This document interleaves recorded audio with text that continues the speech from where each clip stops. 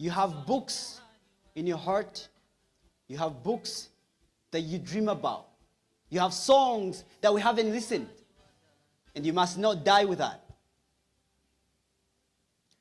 Where I live in New Hampshire, I sometimes pass by cemetery. And it reminds me the teachings that I've listened to Dr. Miles Monroe for many times. And he inspires me so much. And he talks about the dreams buried in a cemetery. And this reminds me that Banyamulenge youth are capable. And they have visions and dreams and power that we haven't seen yet. Untapped power. The vision that carries the weight of the promises of our people. The words that Makanika has spoken still vibrates in our bodies, in our minds. You listen, do you actually carry those words with you? You go to work in the companies, do you actually carry the name of Banyamulenge in your mind, in your heart? Because this is not your home. When you spend your income, do you spend it on your people? Or do you spend it on other communities that have walked away and turned away so they don't listen to your story? Or we would rather have to spend our income on our people, build businesses, support our young people, when there's time to speak about the struggles of our people and to learn about the struggles of our people. I see absence in our youth. Do you carry those voices with you? Do you dream? Have you dared to dream big, that you understand the importance of your land? Africa carries vast, rich minerals. And that's for you. The very reason why you're here as a young Munyamulenge. It's not because we want money. It's not because we want to go to the companies and work. It's not because we want to wear nice shoes. It's not because we want to eat well. It's not because we want to live free.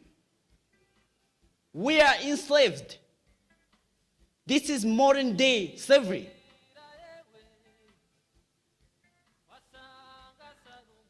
But we must awake our mind and remind ourselves of those voices. The voices of Makanika, saying that our community is our community. We belong in Minembwe.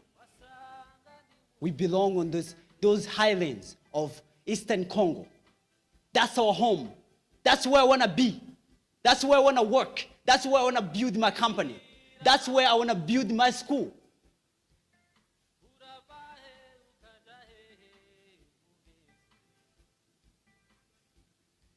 We must listen very carefully and consider those voices.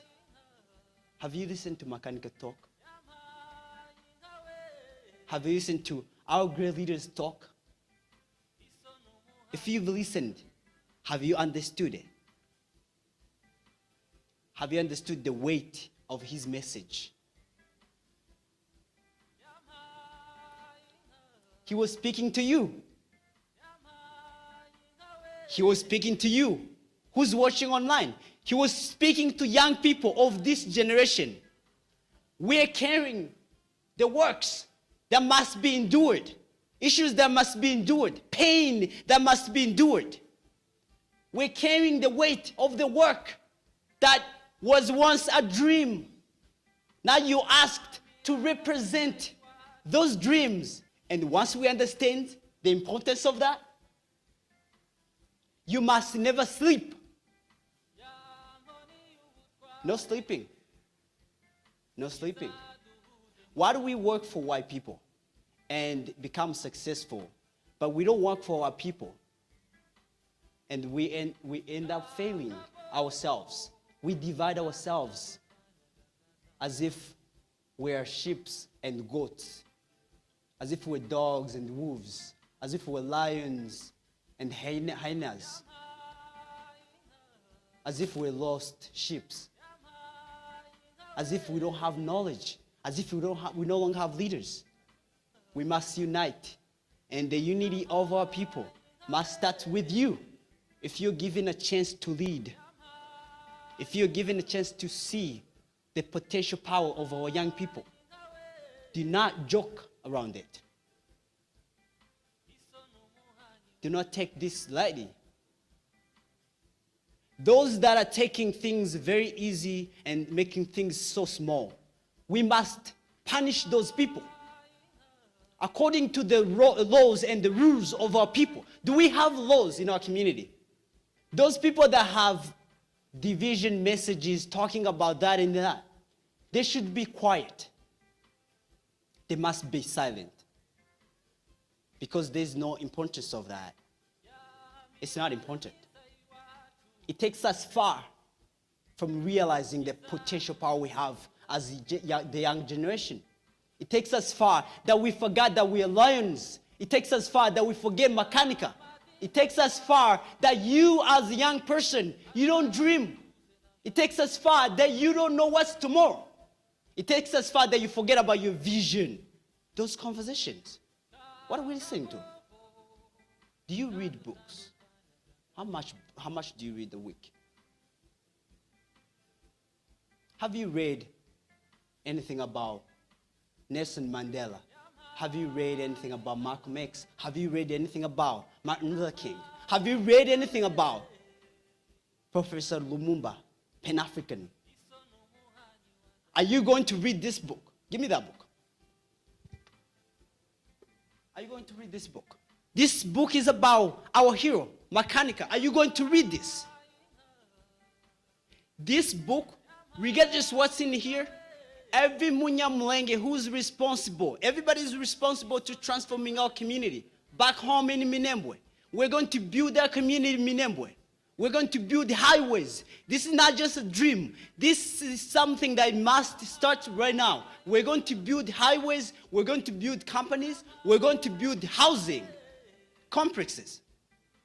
We're going to build economy, a strong economy. We're going to create safety that is going to sustain the growth of our community. It must start here. Are we going to spend our time doing things that are not beneficial to our community, or you're going to start partnering with your own community, your friend? Remind your friend that we have a mission, and the mission is not to create wealth in other different communities. It's to create wealth in our own community. If we have young people that are starting business, we must support them, starting from today. If we have young people that want to become leaders, we must support them, starting from today. If we have young people that want to go to school, we must support them, starting from today. And we must make sure that those fields that they're studying reflects the needs of Minembwe. Because I know what's mine is not here. What's mine is in Minembwe. You never call yourself somebody else. We're Banyamulenge. And not only that we have a responsibility to change, transforming our community, we also have a responsibility to become the world's leaders. We must change our country and change the world, change the society, and become the people that we want to see, and become leaders that we want to see. If we cannot enjoy the fruits of the work that we want to do, our young people are going to enjoy the fruits of what we want to do. But one thing we have to make sure, we must never let this slip again. We must make sure that our next generation don't question anything about genocide. Rather, study it, the story of it, the story of the works that we've done together. You are the leaders. Thank you.